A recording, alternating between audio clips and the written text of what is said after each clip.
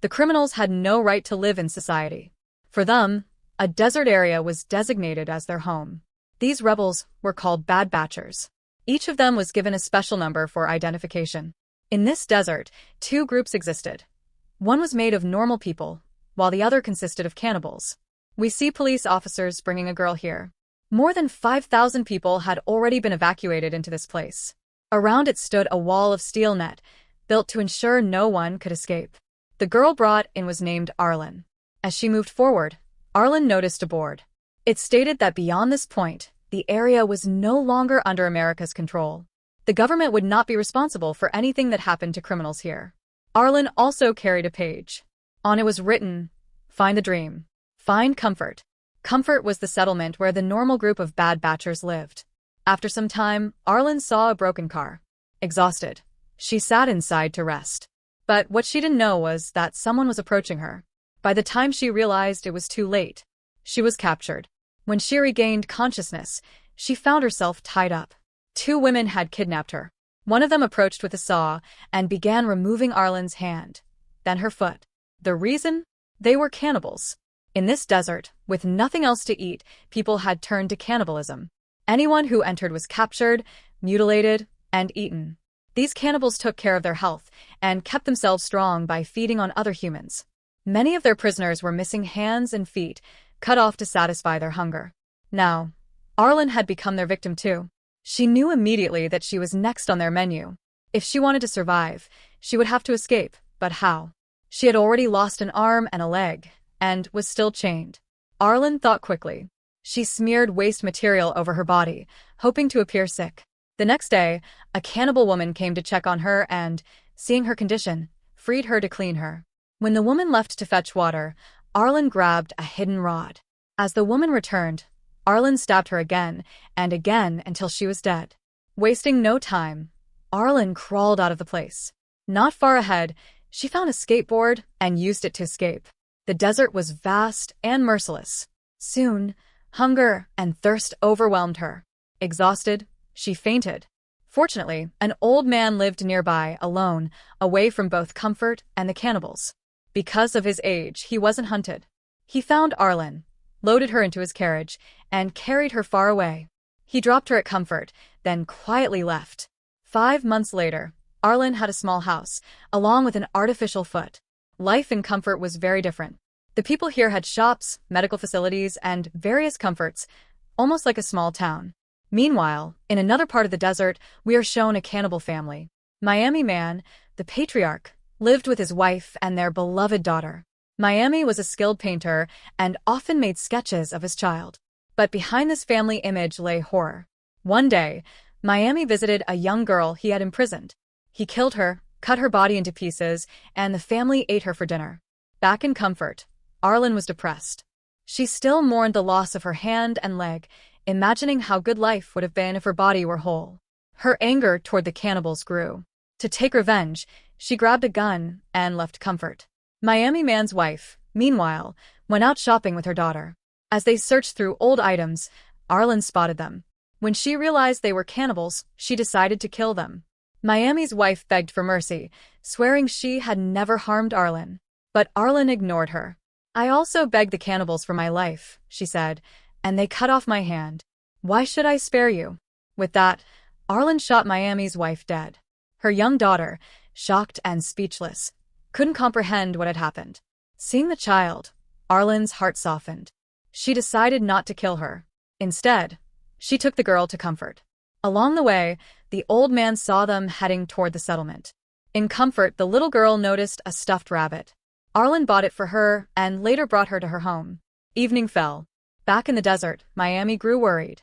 His wife and daughter hadn't returned. He set out to find them and eventually reached the place filled with old junk. There, he saw crows pecking at his wife's dead body. His daughter, however, was nowhere to be found. Suddenly, Miami notices the old man searching through the pile of junk. Miami shows him a sketch of his daughter and asks if he has seen her. The old man agrees to give him information, but only on one condition. He wants Miami to draw his sketch. With no other choice, Miami makes the drawing. In return, the old man writes "Find Comfort" on the sketch of his daughter, hinting that she is inside Comfort. That night, Arlen takes Miami's daughter to a club inside Comfort. The richest and most powerful man there is called Dream. Everyone worships him as a hero because he supplies a special drug to the entire city. This drug is magical. It makes people feel like they've stepped into another world, lost in a beautiful dream. That's why he is known as Dream. He is also the mayor of Comfort. At the party, Dream gives the drug to everyone, including Arlen. While she is lost in its effects, Miami's daughter drops her rabbit toy and runs after it. She ends up wandering too far and comes face to face with Dream, who takes her away. Arlen tries to search for the girl, but the drug has taken over her mind.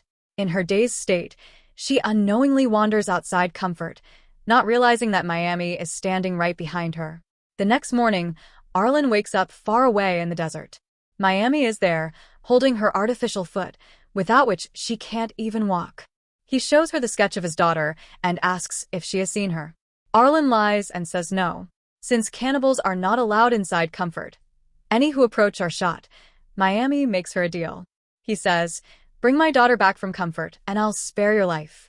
Fail, and I'll find you and kill you." With no choice, Arlen agrees.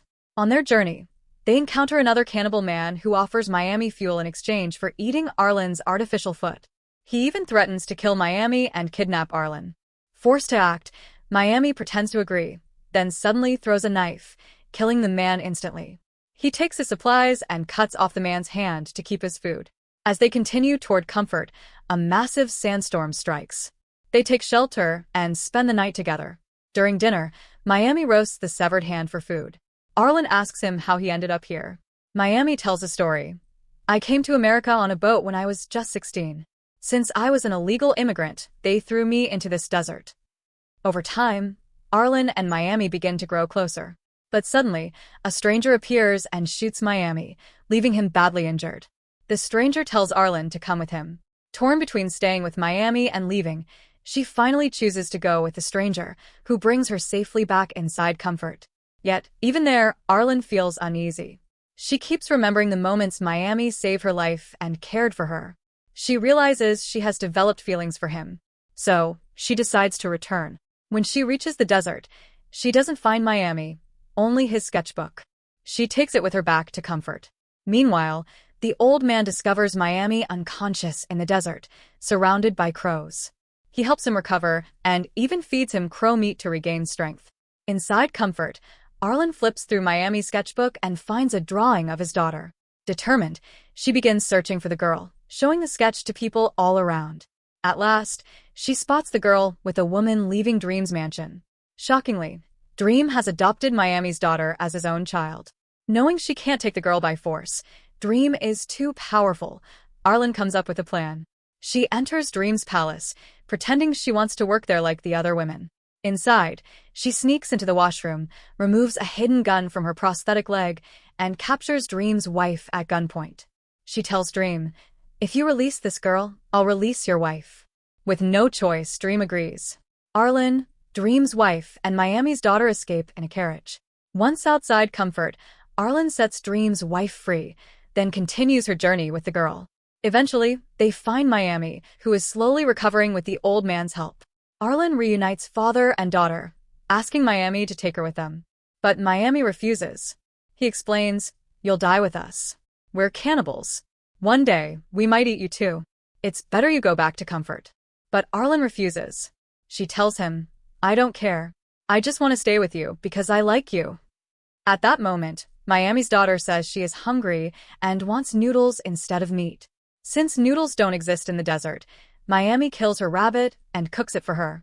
Together, they start living as a family in the desert. And with that, the film comes to an end. So that's it. Hope you enjoy the story. Subscribe and press the bell icon for more videos.